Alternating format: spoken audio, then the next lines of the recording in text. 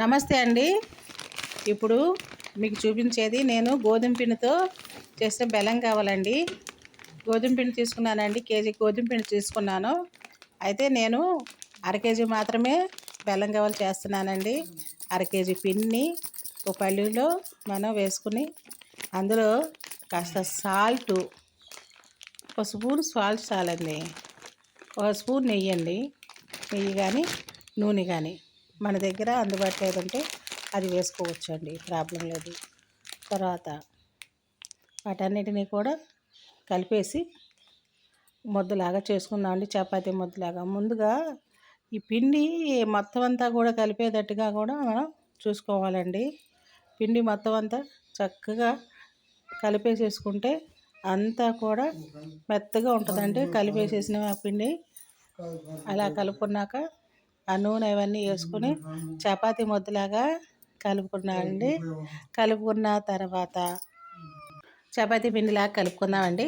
చపాతీ పిండిలాగా కలుపుకున్న తర్వాత చిన్న చిన్నగా ఉండలు చేసుకుందామండి. చిన్న చిన్న ఉండలు గవ్వలకి మనం చిన్న చిన్న ఉండలే చేసుకుంటాం కదండి. ఒక్కొక్కరు చిన్న గవ్వలు చేసుకుంటారు, ఒక్కొక్కరు పెద్ద గవ్వలు చేసుకుంటారండి. అవి మీ ఇష్టం అండి. అట్లా మొత్తం అంతా కూడా నేను కలుపుకొని అందులో ఒక స్పూను నెయ్యి వేసాను, ఒక స్పూను ఇది వేసానండి, సాల్ట్ వేసానండి. తర్వాత ఇదంతా కలుపుకుని ముద్దలాగా చేసుకున్నాక అప్పుడు చిన్న చిన్న ఉండలు చేసేసుకుని పక్కన పెట్టి ఆ తర్వాత గవ్వలు చేశానండి. అసలు గోధుమ పిండితో చేసినవి ఎంతో ఆరోగ్యకరంగా ఉంటాయండి, హెల్తీగా కూడా ఉంటాయండి. చక్కగా నీళ్ళు కూడా మనం గోధుమ పిండిలో పోసుకునేటప్పుడు చూసుకుని పోసుకోవాలండి, లేకపోతే పలుచగా అయిపోతుందండి. ఎందుకంటే నేను సుమారుగానే పిండి అర కేజీ పిండిని సంచిలో, ఇప్పుడు మనకి ప్యాకింగ్ తెచ్చుకుంటాం కదండి, కేజీ ప్యాకెట్, అందులో సగాన్ని నేను చక్కగా కొలుసుకుని వేసుకున్నట్టుగానే చేశానండి. సుమారుగానే వేశాను, కానీ అది అర కేజీ పిండి కరెక్ట్గా సరిపోయిందండి.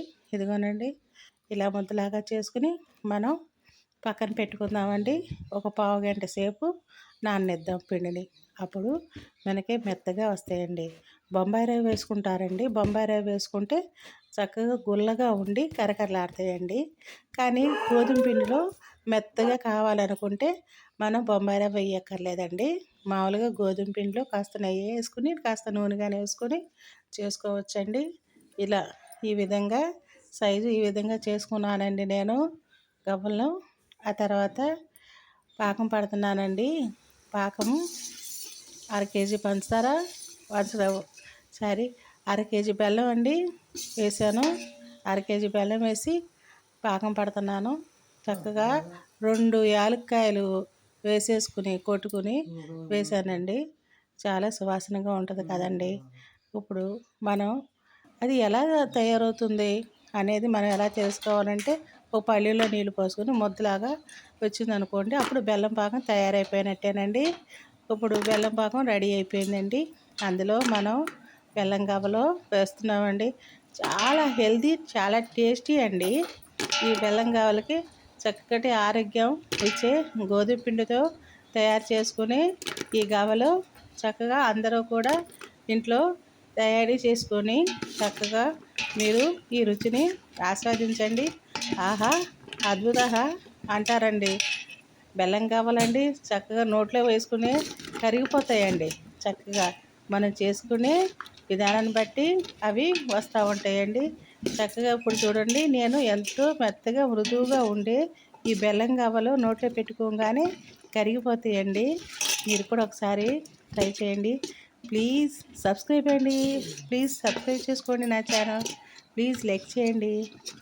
ఓకేనండి. మీరు కూడా చక్కగా ఇవి ఆరోగ్యానికి సంబంధించిన ఏదైనా సరే ఇంట్లోనే చేసుకుని మనం ఆస్వాదిస్తే మన ఆరోగ్యమే చక్కగా ఉంటుందండి. ఆరోగ్యాన్ని మించిన భాగ్యం లేదండి. ఇదిగోండి, ఆరిపోయిన తర్వాత ఇలా వచ్చిందండి. తర్వాత ప్యాకింగ్ చేసుకున్నానండి. అవి ఎన్ని రోజులైనా నిల్వ ఉంటాయి.